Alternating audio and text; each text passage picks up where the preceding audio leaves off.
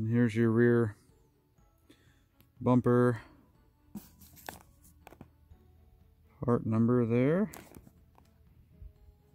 And here's a breakdown of the price. So yeah, I ordered that on the 3rd, looks like. And today's the 8th, so pretty quick to get it here for that $12.99 shipping cost. Alright, let's go ahead and open these up and take a look. Alrighty guys, let's see. We'll get a little bit luckier with this back bumper here. Now, I'm not terribly surprised about what happened on the first one with the missing parts. They did just travel across the world, and that happens sometimes, but I'm sure CF Moto Warehouse will stand by their products and give me those plugs I'm missing on the bottom.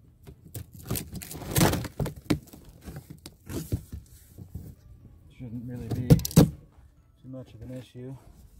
Alright, let's take a look.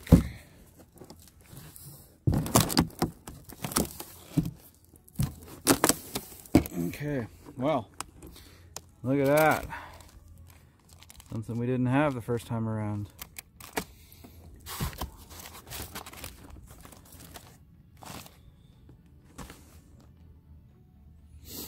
Looks like this is going to be a bit more involved. Gonna make me regret having my bag on already, I think, but we'll take a look. It does have the bottom plugs. You can see from the design it's also very simple, but it'll provide that protection that you want across these lights, which will be really nice. Let's take a quick gander of the instructions. Use a small rubber hammer to install the plugs. Well, they're already on there. Loosen the screws and remove the rear rack cover, just as I was hoping wouldn't be the case, but that's the case. And we kind of get an idea of how the fitment's going to look there. But we're going to go ahead and, unfortunately, it looks like I'm going to be taking this bag off, so I'll go ahead and unstrap that bag and then we'll get this rack off.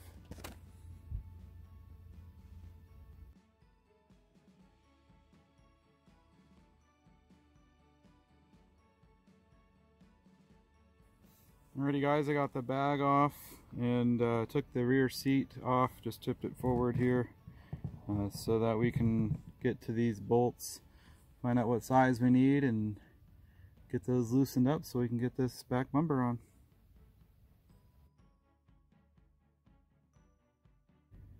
Alright, real quick overview of the directions.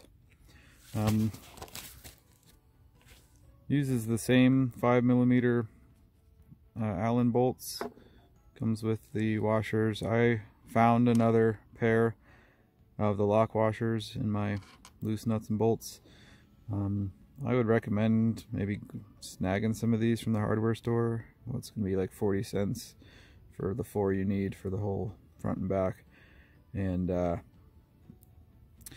just especially on the back, how they're not accessible. Without taking off this whole back cover, I'd like to know that they're going to stay put.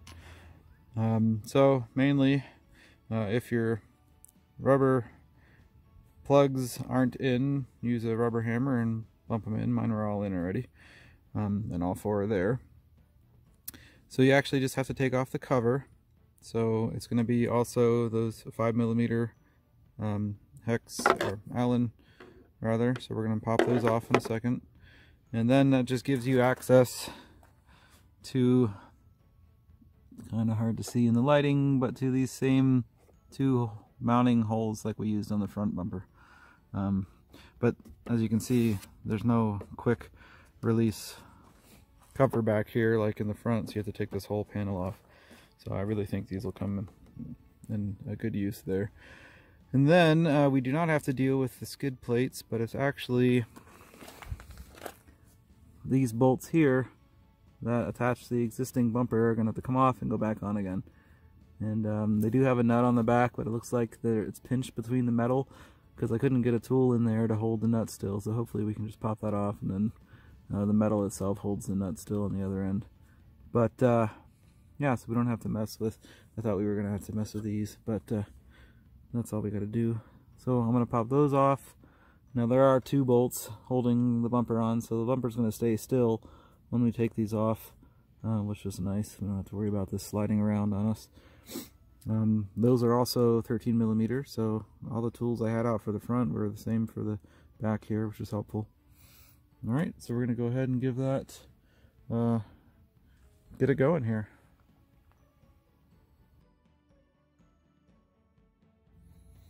Alright, got that pulled off.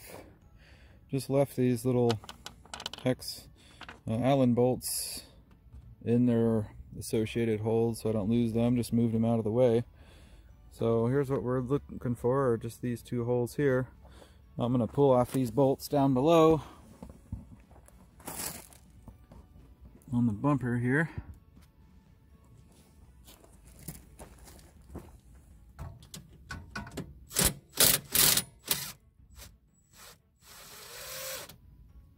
And that is confirmed. This metal is cupped on the other side, and that holds the nuts in place.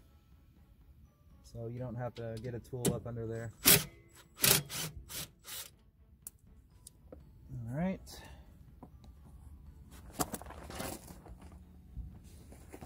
And I'm going to start with those upper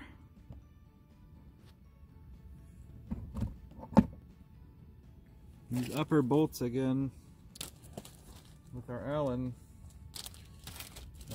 just so that it holds this hanging in place, and it should make things a bit easier to deal with down below again.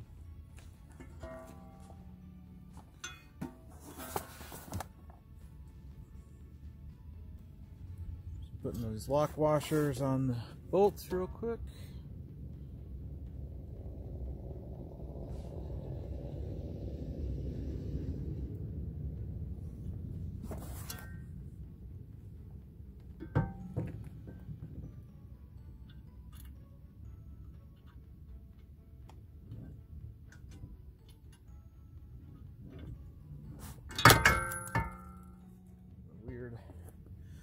Weird angle to get these things out here.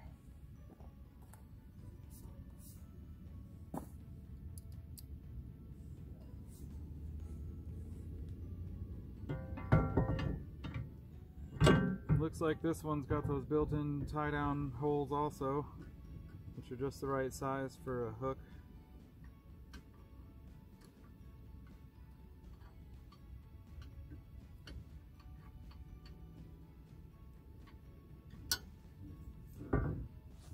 Put one in halfway there and kind of hang it on it gently. Get these bottom, oops, guess it wasn't in good enough. So for fitment, we need to get these bottom bolts in first this way, so this is going to be opposite. Now we know.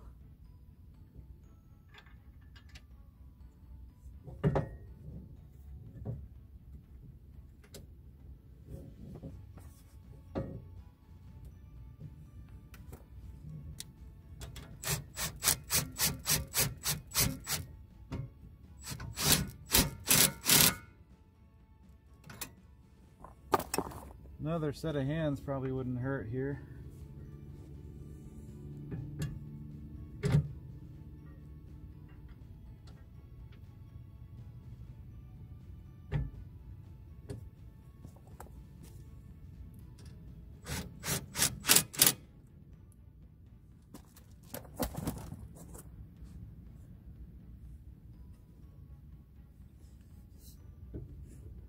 Oh yeah.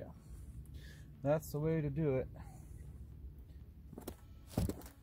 Get that bottom bolts in on this one, and then you can really get this lined up well up here. And I apologize, I just realized you didn't see me putting in those bottom ones, but that was pretty straightforward, just holding your nut tight and bolting that bottom end.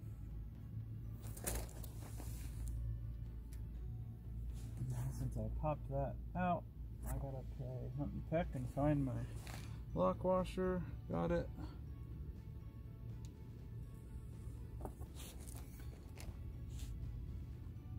So very, very simple install on these. 4 bolts and you're golden. Of course, this back was a little more involved, having to take off the back cover and for me take off my back seat, but it wasn't the end of the world. Very simple. You got a little bit of space to slide these side to side if you got them. I'm just gonna go ahead and center them and snug those down. And I can tell you right now, it's gonna make my bag appear to fit much nicer. We did have a little bit of overhang on the corners. It's all gonna be within the parameters of this bumper now. So there you have it. Back bumper is on. I'm gonna just put that top cover back on. And then I'll probably shoot a separate video showing how to install this bag, since I missed that before I started making these. Alright guys, let's back on up and take a look. There you go. Nice protection across the back. There's always plenty of places to tie down back here, even though you have the skid plate.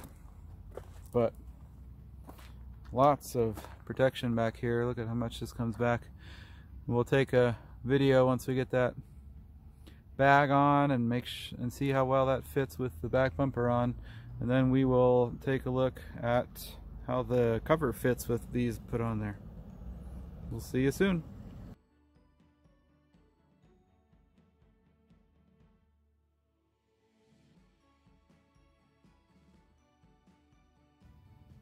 There's your final product with the plastic put back on. As you might have noticed, maybe in that sped up video there, gave me a bit of grief. It wasn't quite as square as I thought it was going to be to get back on, but it's back on. Anyhow, really like it. Definitely worth it to me. Adds all that extra protection.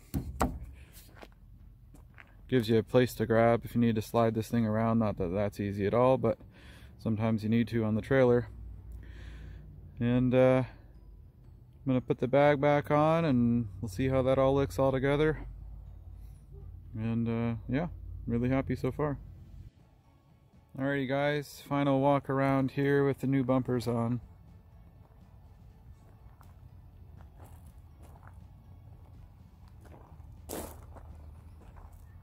I think they're sharp. Feel very sturdy. I really like how it matches the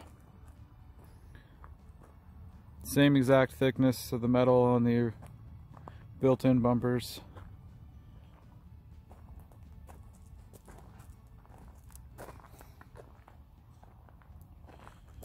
Still get that really awesome looking tail light. Doesn't really do much to mess that up. And of course you've got these little spots here where your actual brake lights are nice and clear. I think I'll do a headlight test here for you soon, coming up in a future video, so you guys can see how great these headlights are on this four-wheeler. Alright, look at that fitment with that bag. It's awesome. Cool. I'm gonna try to move it in the parking spot up front here and put the bag on, or the cover on. Hopefully it fits nice. Alrighty.